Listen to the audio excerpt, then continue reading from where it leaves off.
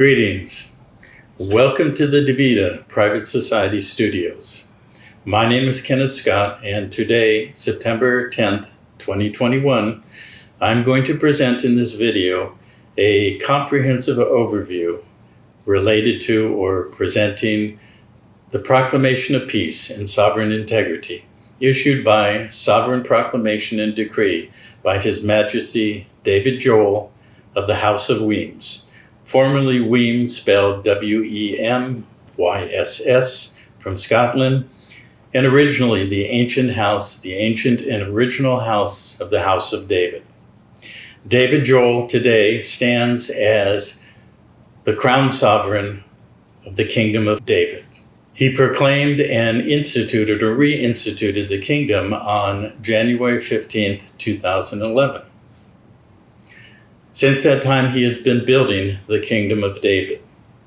His capacity and his status and his standing to be able to do so emerges from his ancestral lineage, which is an unbroken chain of male lineage since King David and Solomon and the succeeding kings from Judea all the way through to the west, to the British Isles, to Ireland and Scotland and Argyll, and eventually to North America, to the Baronet, Nova Scotia.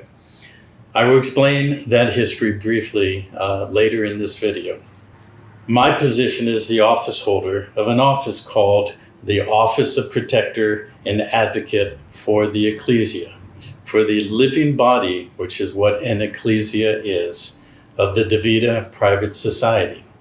That society was issued or emerged by sovereign decree and proclamation by David Joel in his capacity as Crown Sovereign.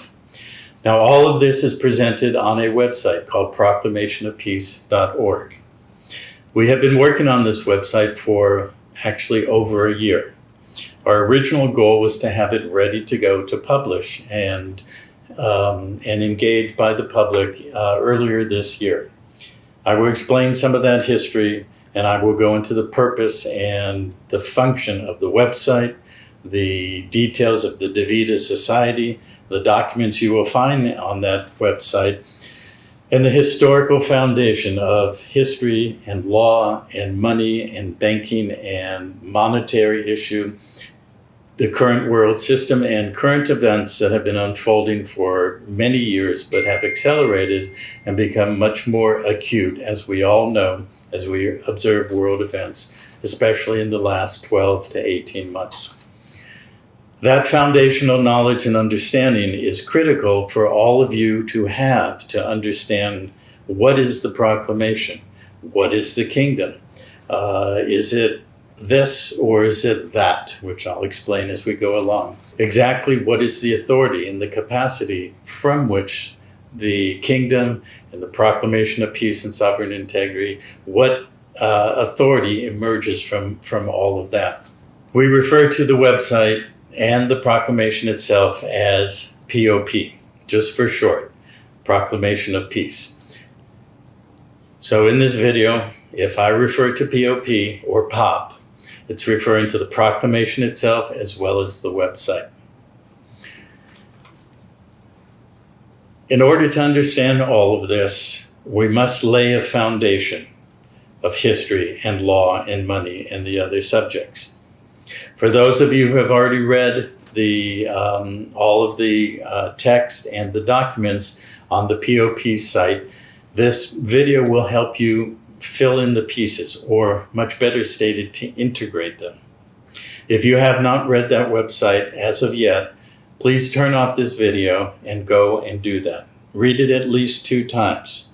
You're not going to understand it the first 2 times. You may not understand it the first 10 times. It takes quite a significant understanding of law that actually very few people have, even many of those who are advanced in the study of law and related subjects. I'm going to give an overview and a brief synopsis of all of that to lay a foundation. But please understand it is only a brief synopsis. It is not the substance of all of the detail. For those interested to really understand the world you live in and to understand where the solutions are and how they can be applied and how we have brought them forth, and as many others have brought them forth, it is really essential to have that education and that understanding. Myself, I have spent over 30 years studying these subjects. I have immersed my entirety of my life for 30 years in unraveling the very complex puzzle that's many layered of how the whole system works. A metaphor or an analogy for that is, imagine you had, say, 10 the biggest jigsaw puzzles you can imagine with the most complex image on each puzzle.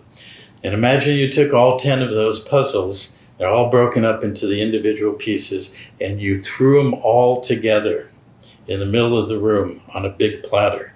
And then you threw that platter up in the air. And the pieces from layer 1 or image 1 were all mixed in with layer 2, 3, 4, and 5, and so forth. And you had to figure out how to integrate that puzzle of layer 1, how it works. Call that the history puzzle. And then layer 2, call that the law puzzle. Layer 3, call that the monetary puzzle. Layer 4, the geopolitical structure. Layer 5, economics. Layer 6, biology and health, and so forth. And imagine that every piece interconnected to all the other puzzles and the other pieces. And unless you really had an integrated whole understanding of how each layer and each image, each subject worked as an integrated whole, and how each subjects in the multi-layers fit in and integrated together, you would be confused as to what's going on in this world. And I'm sure it'd be safe to say that almost everybody in this world is confused. What is really going on? Why is this world seemingly falling apart? Why is it so confusing? For those in the United States who think you're in the land of the free and the home of the brave, who have not studied these subjects, I'm sure it's quite confusing. What is really going on? So the study of these subjects is vital for you to understand how it's going on and to understand the solutions. Keep in mind that what we are doing here as Kingdom of David and the DeVita Private Society is entirely based on solutions. We're not here to talk about the problems, except for our understanding, to understand where we have come from, how we've gotten to where we're at, and how we can use the law properly and peacefully and comprehensively to apply and implement real solutions. So believe it or not, we do have real solutions. And when I say we, I'm talking about mankind, humanity. The solution is inherently embedded in the problems. So that's why we encourage you to really understand by study. So what we have set up today and presenting today in the POP website is simply a beginning point. We will be developing websites and multimedia and many other modalities to present the education so that you can begin your process of integrating all of this. So the video today is simply for overview. It's an interesting day, September 10th. It's the day after the presumptive president, and I use that word quite specifically, presuming to be president. And I'm not talking about Joe Biden presuming that he's president. He knows he's not. He knows he's acting. It's the presumption of a large part of the population.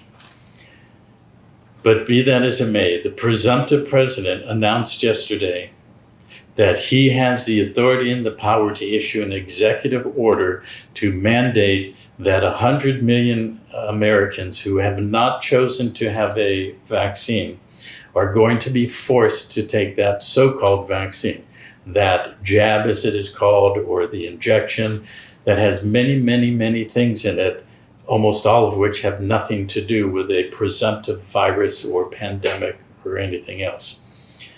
So this video is not about all of that, but it was the impetus for us to begin to formulate and focus what we now present today as the POP, the document and the website.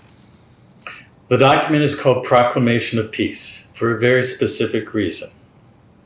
That reason is because, as most people do not know or understand, the world we live in, that is comprised of money and business and corporations and commercial activity, that world, by the basis of law and history, is actually a field of battle. It is a war zone.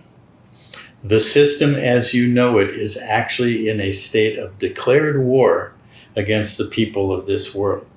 We are considered and acted upon as enemies of the state. And that's not just the United States, that's every nation state on the planet, because it is truly, actually, only one integrated single corporation, which I will explain in a moment. But the point, our starting point, is to understand that we have been, without our knowledge, in a field of battle. And every time we take up an instrument of war in that particular field, we are considered a belligerent or a combatant, and therefore we are treated as an enemy of the state. Now, what are those implements of battle and war? Are they swords and knives and bombs and guns and all the rest of it? No, they're actually the things that you do every single day. They're in your checkbook. They're in your utility bill. They're in your tax bill that you get from the IRS or any other taxing authority.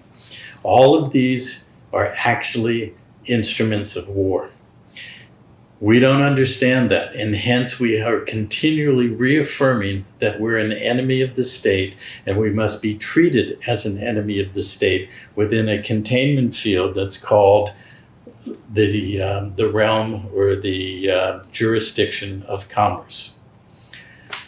This is something I'm not going to explain very much in this video, but this is something that you will learn as you go along in your education. But suffice it to say that after many decades of literally millions of people trying to fight the system, trying to use lawful process, trying to use their educated capacity in learning law and money mechanics and commerce and all the rest of it, to try and go up against the system or against the state. And they have found over and over again, almost all of them, that it doesn't work. And when it doesn't work, then they declare fraud. Oh, it's a fraud. And therefore, we're dealing with a fraudulent system. In actual fact, the system has been constructed very precisely in the exact understanding of how law and legal process and commerce and the rest of it actually works. So our approach is different than that. Our starting point is to declare peace. And then secondly, in our acts and deeds and in our lives and in our affairs with the world system, to go to peace, to actually resolve the polarity that's created by this field of battle that purports to create an enemy outside of me and you that we have to battle and we have to engage in warfare to defeat. And that's the paradox. Because if we engage in battle on those terms, we will never win. But if we remove ourselves from the field of battle, if we go to peace internally and take the steps that are actually very simple to stand in a peaceful relationship with this system and actually honor it for what it is, but remove ourselves from it, then we actually have more power and more authority and more capacity by far than anything else that has ever been tried.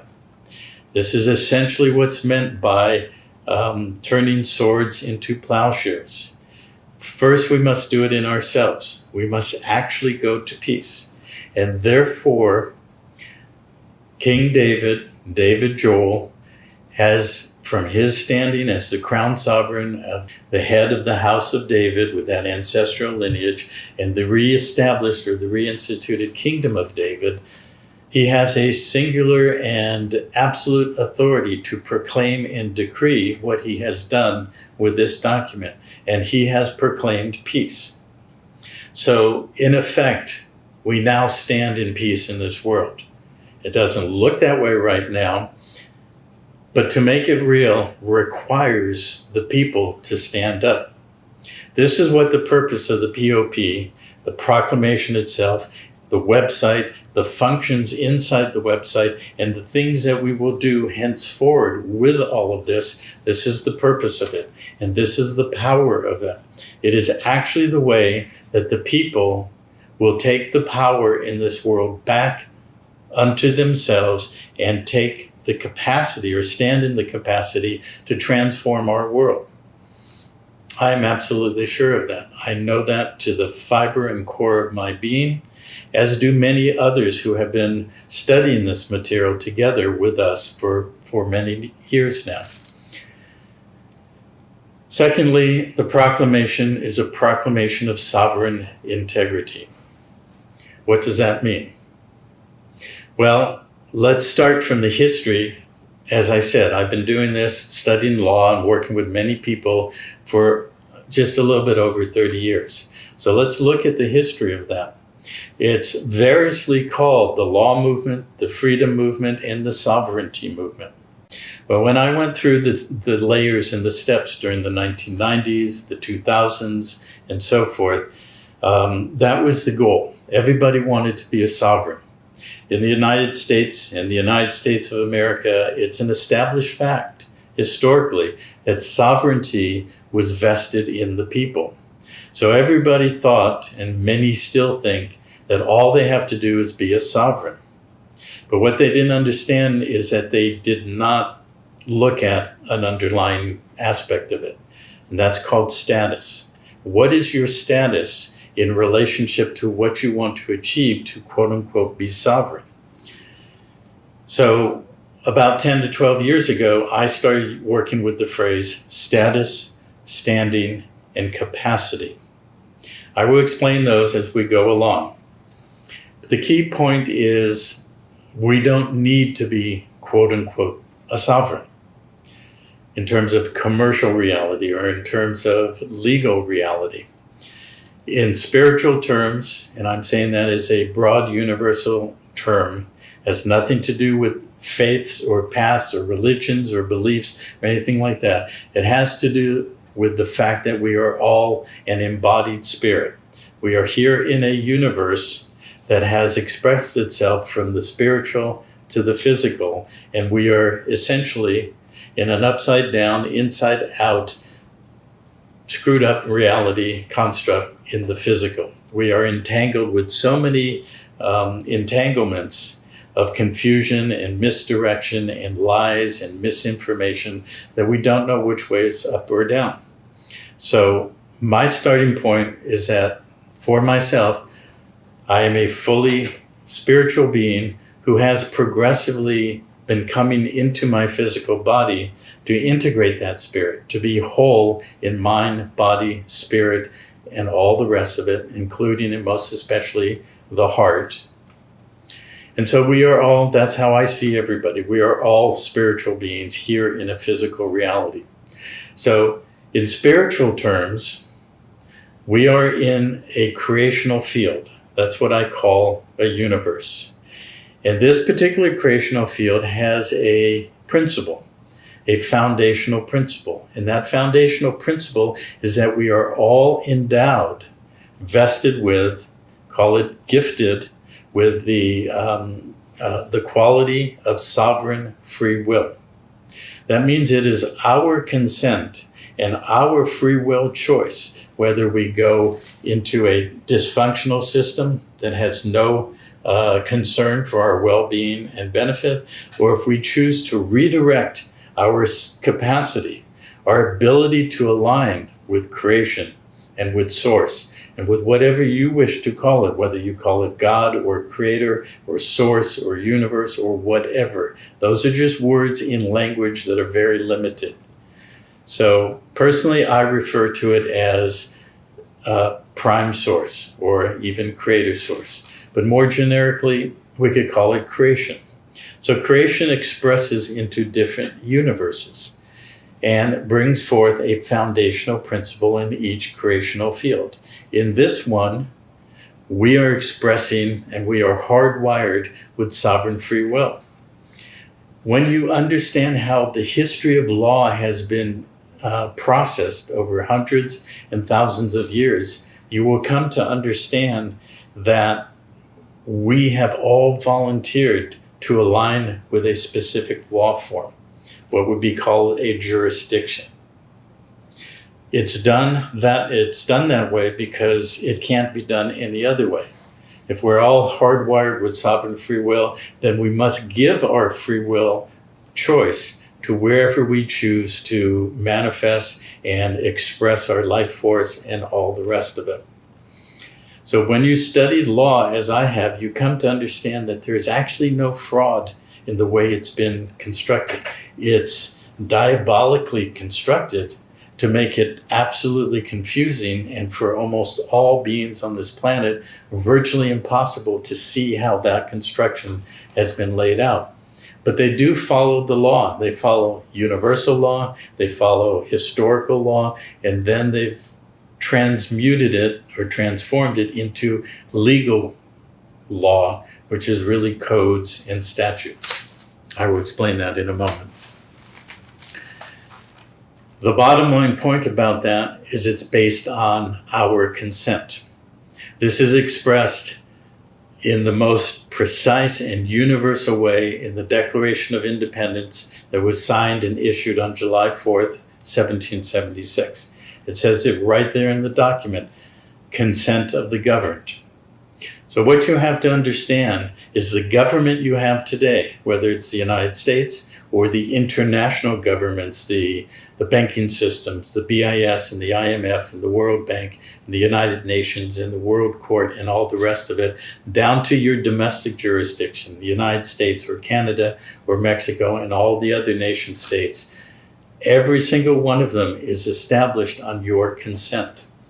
And whether you believe it or not, or can see it or not, which most of you can't see as of yet, that what is happening today, for those of you who do not want to take the jab or do other things that's contrary to your personal belief and your private conscience or any other reason based on your free will choice, what you don't understand is that consent.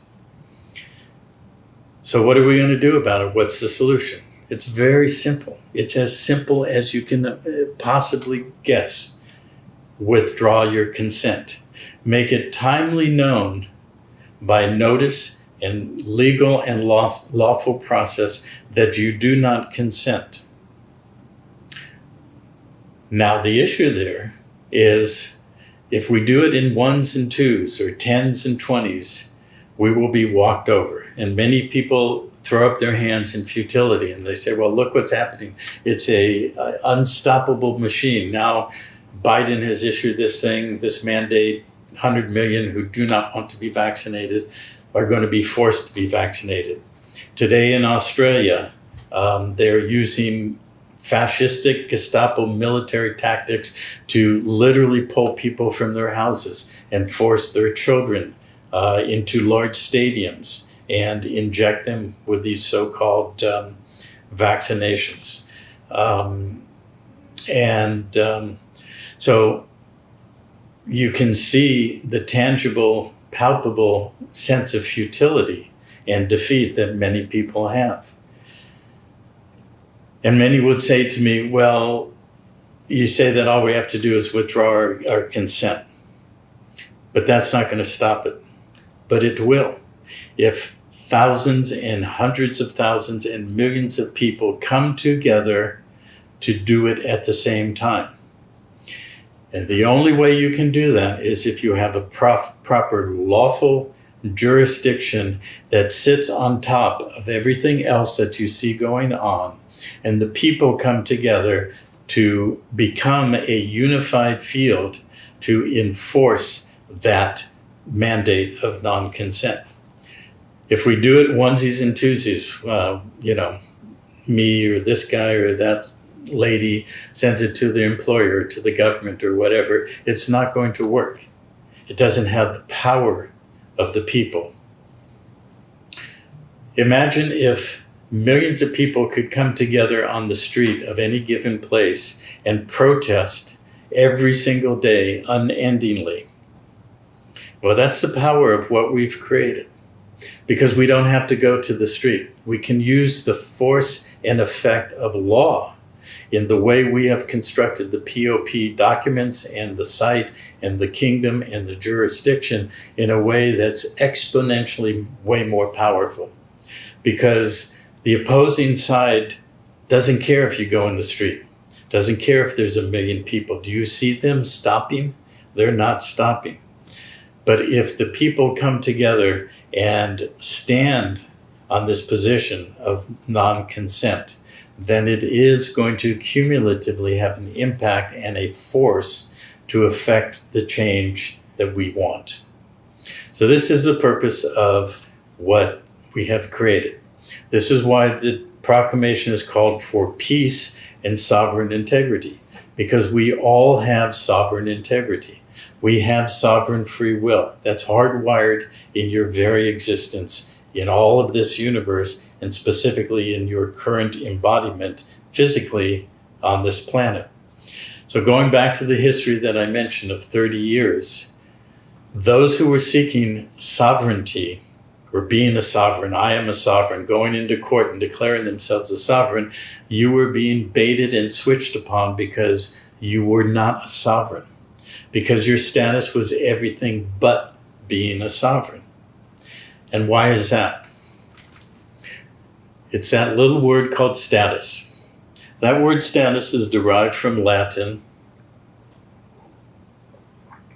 And the words static or state or estate and others all are derived from the same root in Latin. So let's look at the word static. Static means fixed. You have a fixed position in relationship to what? A state. What is a state? A state is actually an estate. An estate in the history of law is how, throughout our known history, all property in this world has been held. So whether you knew it or not, you have an estate. Everybody you know has an estate. Every human being on this planet has an estate. This is where property is held.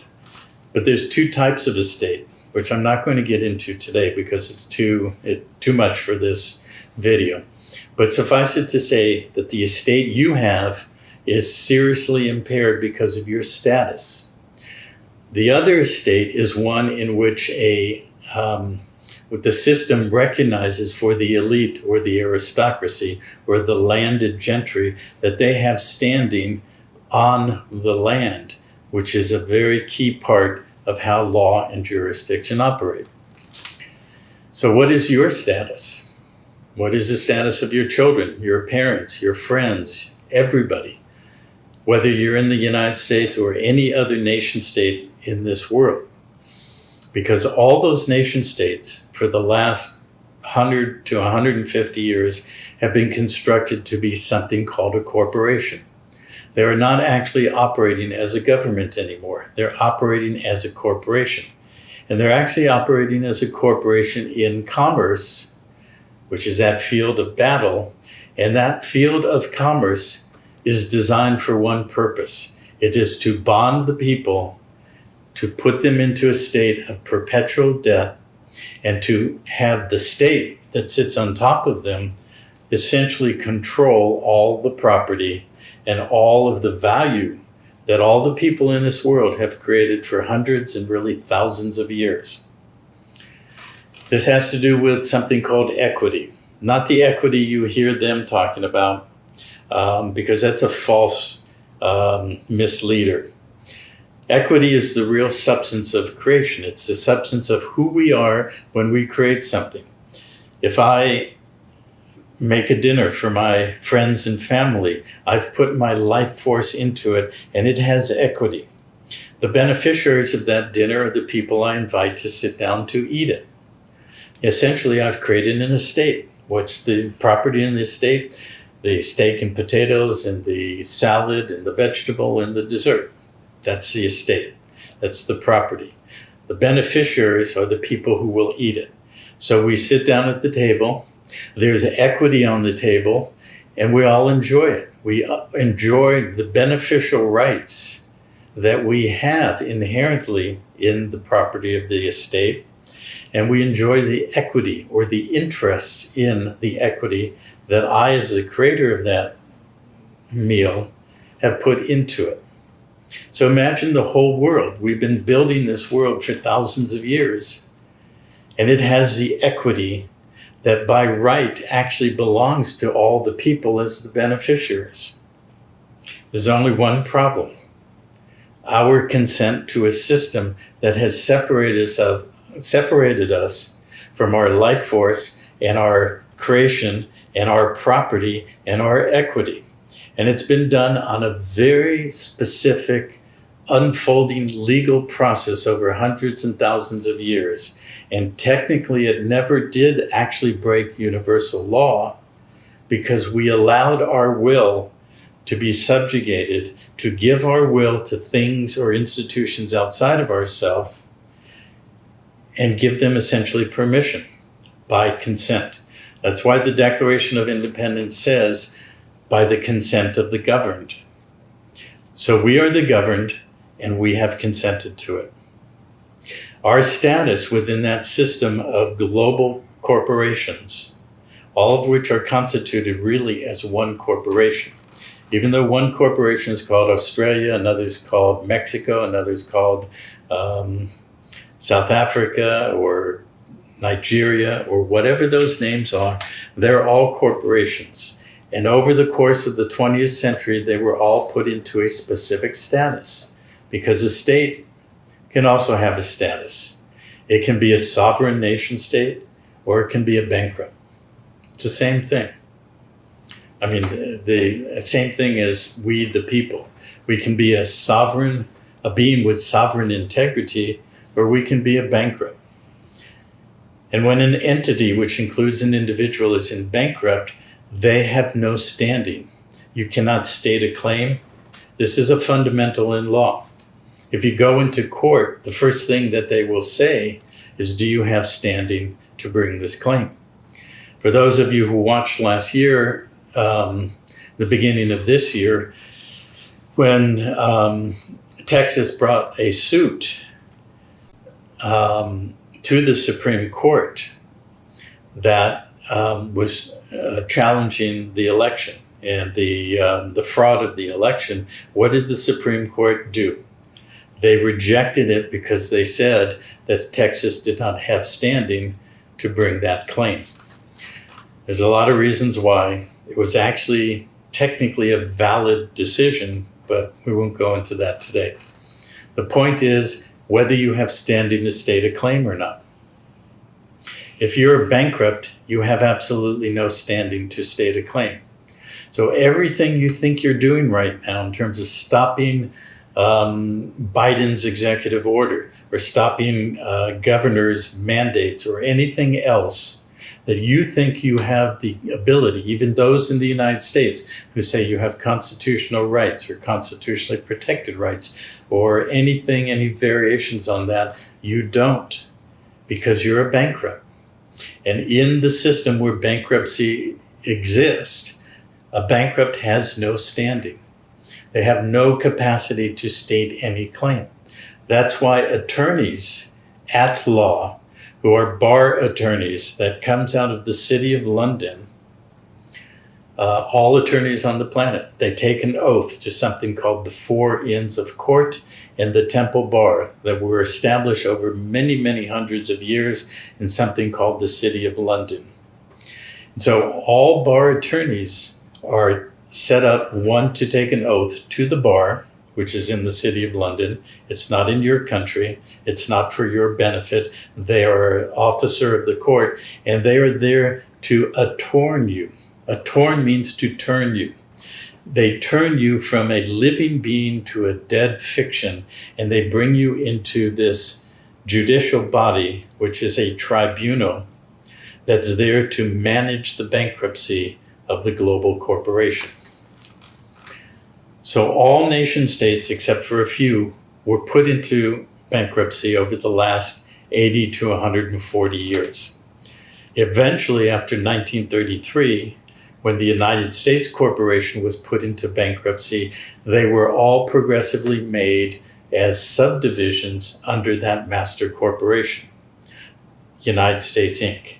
United States Inc. is actually a commercial instrument of the City of London, controlled by the bar attorneys and the monetary system and all the rest of it. So we were all put into bankruptcy as a collective whole in 1933. We were then given, another thing took place at the same time. We were made enemies of the state, of the global estate, under that structure of the corporation. As enemies, we are basically under military occupation. This is a global system, a global structure. So we are under military occupation as conquered people and territory. We are in a bankrupt monetary system, and that bankrupt system is made up of debt. Every single thing that you have and have done is based on a system that has attached the debt to you. And as such, you're the guarantor of the debt. You are the debt servicer. You must perform on that debt, and hence you are in bondage. You've been in bondage since the day you were born. You will be in bondage if you don't shift that status on the day that you die. So therefore, you are operating what would be in law considered a franchise. You're a subdivision, just like Mexico and Canada are subdivisions of the United States. So too are you, if you're in Canada, you're a subdivision of the Canadian Corporation, which in turn is a subdivision of the United States Corporation, which has been in bankruptcy since March 9th of 1933. Same with all the other 200 or so national nation-state corporations. So we're in bankruptcy. We have been operating as an enemy of the state, given the license to function within their commercial, bankrupt, military-occupied zone. Anything that has a license is technically illegal, or restated. A license is a variance to give somebody the license or the ability to do something that is considered illegal. So it's actually illegal for you to drive a car. It's illegal for you to marry. It's illegal for you to do anything that you do every day. But you're given a license as long as you adhere yourself to the rules of the bankruptcy and the military occupation and the court system and the monetary system and the geopolitical system. Once you're in that status, you are specifically a bonded surety, because bonding means attachment. Surety means guarantor. You're the collateral guarantor of the debt that has been created in your name or your business and so forth, or your city, state, nation, globe. So we are bonded sureties attached to bankrupt franchises. And as such, we have no standing. We have no standing to state a claim or to do anything in law. The only thing we can do is contract with an attorney who will attorn us or turn us back in to our captor or our prison guard or our warden, because we're a ward of the state. So we are in a prison planet. We are wards of the state. We do have wardens. We're given limited benefits and privileges, but we must follow every single rule that's attached to that franchise. Your body and the bodies of your family, your children, your parents, and even your dogs and cats are all under that license, and all must follow every single rule. And those rules are designed for one thing: to maintain the bankruptcy, maintain control over the bankrupt estate and the property in that estate, which includes your bodies, includes all of your possessions that you think are yours, basically in your name, and your name is actually the franchise. It's just like if you had a franchise called McDonald's. You sign a contract with the parent corporation, you get benefits. You get to use the name, the logo, the hamburgers, and all the rest of it, but you must follow all the rules of the corporation. So for those of you who are raging against the machine to try and stop these injections or these forced mandates and all the rest of it, what you don't understand is you have no standing to do that. You have not properly stated your position to remove your consent and your presumption of consent from that system. Now, there is a complex process that we have developed over the last 20 years, which is called status correction. There are some out there who purport to be giving a status correction process of a few simple documents, and that is absolutely baseless. You cannot correct your status with just a few documents. It takes a lot of work, a lot of study, and a lot of steps to properly and completely correct your status. But in the meantime, if you align your spirit, your being, and your sovereign integrity in and with a jurisdiction that has superior authority over those inferior jurisdictions, those corporations, those bankruptcies, and from that position, you issue a document that says you are issuing from your sovereign integrity a mandate of non-consent, that has standing. Why does it have standing? Because it's connected by a contract to a man who has the highest jurisdictional standing on this planet, actually. His name is David Joel, House of Weems, and he holds an office called the Crown Sovereign for the Kingdom of David. And out of that office and out of that Crown Sovereign status, he has created three things. One is the government for the Kingdom of David. Secondly is the ecclesiastical court for the Kingdom of David that further states for the people and the land. And thirdly, he has created the ecclesia, a sovereign body called the Davida Private Society, as the body politic, the living body, or the living ecclesia within the kingdom, but not subject to the kingdom. This is a kingdom like no other kingdom has ever been created on this planet, because the position of king and the position of priest in this world has been done to subjugate you through state and church. I'll explain that when I start again in part 2. For now, just understand that David Joel, in his standing from the ancestral lineage, based on the law form of this entire planet, because all law forms in this world are substantively based on the original law held within what we call the Bible. Now, many would say, well, but there are religions and other beliefs that don't see the Bible as their law. But the law form that was created through the Judeo-Christian system for the last 2,500 to 2,800 years, coming into modern times, that's the basis of the Western model. And out of that Western model came what? One very key thing, the money and banking system. And when all other nation states agreed to the central bank system and the money system we have today and the corporate structure, they all adhered themselves to that law. And it's very simple. In that law, and this has nothing to do with religion or separation of beliefs or anything like that, it's substantially just the law in this world. And that book states that there will be a King David at the end of time, or the end of this time period, and he will be a king over the nations. It's as simple as that. They cannot reject that clause in that law form and still adhere to the rest of their law.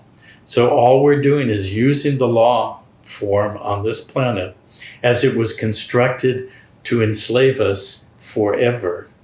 And we're just turning it around, and we are establishing it on that law form that David has that authority, out of which he has created the court system and the society. The Davida society means a society for life, because we've taken the name David, we've removed the A after D, put it at the end, put an apostrophe there, and Davida means the life. So it's about our standing in life. which we can do even if we have the impaired status still, which we almost all do, of bonded surety to a bankrupt franchise. We can deal with that later. But for now, if we're going to deal with the issues at hand, we must see how this works and how in that basic relationship, the basic relationship is a contractual offer. The proclamation offers sanctuary, protections, and immunities. We can accept that offer. That contract then becomes binding.